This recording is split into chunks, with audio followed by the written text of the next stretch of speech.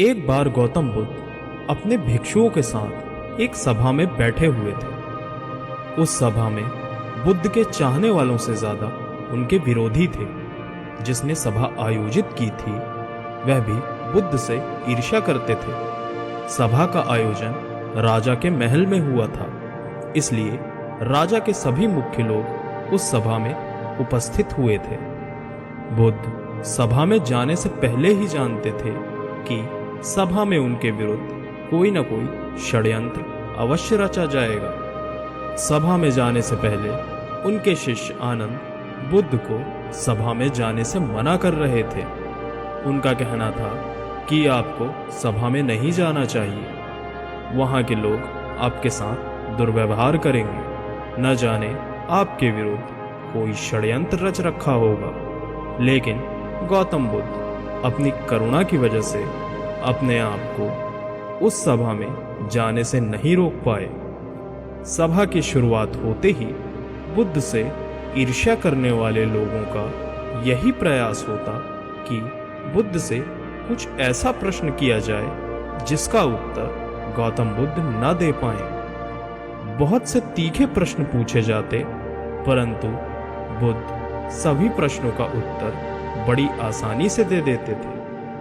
सभा में बैठे सभी लोग अपने अपने प्रश्न बुद्ध से पूछ ही लेते और उन्हें प्रश्न का उत्तर भी मिल जाता। तभी अचानक वहां एक स्त्री आती है और बुद्ध से कहती है कि आप तो ध्यान की बातें करते हैं, ज्ञान की बातें करते हैं, सत्य की बातें करते हैं। आप लोगों को सत्य की राह में चलने के दिशा निर्देश देते हैं। क्या आपके भीतर थोड़ी सी भी दया नहीं है? आपको मुझ अबला की कोई चिंता नहीं है जिसे आपने गर्भवती करके छोड़ दिया है? क्या आपको मेरे पेट में पल रहे बच्चे की कोई फिक्र नहीं है? उसी स्त्री की बात सुनकर उस सभा में हलचल मच जाती है। लोग एक दूसरे से बातें करने लगते हैं। उस सभा में बैठा हर एक व्यक्ति खड़ा हो जाता है और कहता है कि औरत के सौंदर्य के आगे बड़े बड़े ज्ञानी भी अपने घुटने टेक देते हैं, तो फिर ये बुद्ध क्या चीज हैं? उसी सभा में से कोई और खड़ा होता है और बोलता है कि हमें बुद्ध से यह उम्मीद नहीं थी कि बुद्ध इतना भी नीचे गिर सकते हैं। इसी तरह सभा में उपस्थित सभी लोग खड़े होकर बुद्ध को भला बुरा कहते हैं। बिना सत्य को जाने ही कि सत्य क्या है, बुद्ध को भला बुरा कहने लगते हैं। जब सभी लोग अपने मन की भड़ास निकाल लेते हैं तो राजा कहता है कि बुद्ध आप अपनी सफाई में क्या कहना चाहेंगे? और वह राजा भी बुद्ध से ईर्ष्या करते थे। वे चाहते थे कि कैसे भी बुद्ध बदनाम हो जाएं। यहाँ पर एक जरूरी बात आपको समझना चाहिए कि सारी घटना का बुद्ध पर कोई असर नहीं था और ना ही लोगों के शब्दों का बुद्ध पर कोई असर था। उस स्त्री के झूठे आरोप का भी बुद्ध पर कोई असर नहीं पड़ा। जानते हैं क्यों? क्योंकि बुद्ध सत्य को जानते थे। वे अपनी नजर में सही थे।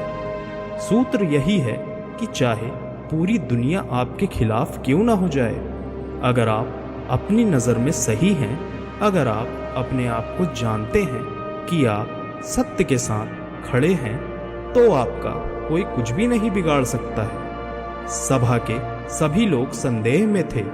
यहाँ तक कि बुद्ध के कुछ शिष्यों में भी संदेह आ गया था, लेकिन बुद्ध जानते थे कि वह क्या है, इसलिए उनके चेहरे पर थोड़ा सा भी बदलाव नहीं था। राजा बुद्ध से कहते हैं कि क्या आप अपनी सफाई में कुछ कहना चाहेंगे? बुद्ध उसी स्त्री से कहते हैं कि पुत्री, इस पूरे ब्रह्मांड में केवल 2 लोग ही हैं जो इस सत्य को जानते हैं कि तुम कितना सत्य कह रही हो और कितना असत्य। इससे पहले कि बुद्ध कुछ कहते, वो स्त्री बुद्ध से अपनी नजरें चुराने लगी। असत्य का सहारा लेने का कारण है कि आप अपने भीतर डर का बीज बो रहे हो। अब यह बीज जैसे जैसे वृक्ष बनेगा वैसे वैसे आपकी समस्या बढ़ती जाएगी। सभा का एक व्यक्ति उसी स्त्री से कहता है, तुमने बहुत बड़ी बात कही है। अगर यह गलत साबित होती है तो तुम जानती हो ना कि तुम्हें क्या सजा दी जाएगी। उस व्यक्ति की बात सुनकर उस स्त्री के हाथ पैर कांपने लगते हैं और वह तेजी से वहां से दौड़ने लगती है। तेजी से भागने के कारण उस स्त्री ने अपने पेट में जो गठरी बांध रखी थी वह जमीन पर गिर जाती है और सत्य सबके सामने आ जाता है। उस स्त्री ने अपने पेट पर गठरी इस तरह से बांध रखी थी जैसा लग रहा था कि वह स्त्री गर्भवती है। राजा उसी समय उस स्त्री को बंदी बनाने का आदेश देता है, लेकिन बुद्ध के कहने पर उस स्त्री को क्षमा कर दिया जाता है। एक बात हमेशा याद रखिए, आपका धैर्य और आपकी अपनी ही नजरों में सही होना आपको बड़ी से बड़ी समस्याओं से बचा सकता है। इस बात से फर्क नहीं पड़ता कि कितने लोग आपके खिलाफ हैं, फर्क इस बात से पड़ता है कि क्या आप अपने साथ हैं। दोस्तों, आशा करता हूं कि गौतम बुद्ध की इन बातों से आपको कुछ न कुछ सीखने को अवश्य मिला होगा। यदि हाँ तो हमें कमेंट करके ज़रूर बताएं और वीडियो अच्छी लगी हो तो चैनल को सब्सक्राइब करना ना भूलें। धन्यवाद।